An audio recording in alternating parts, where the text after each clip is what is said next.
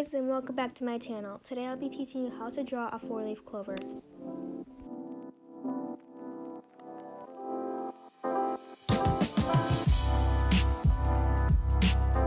The first step is to draw an X.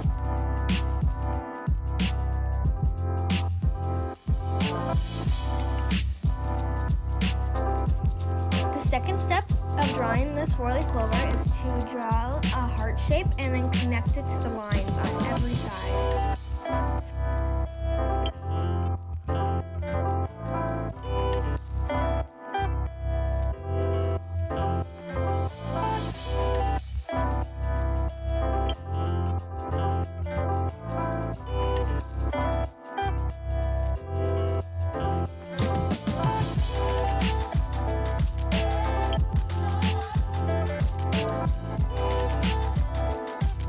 And the third step is just to add some details in the middle.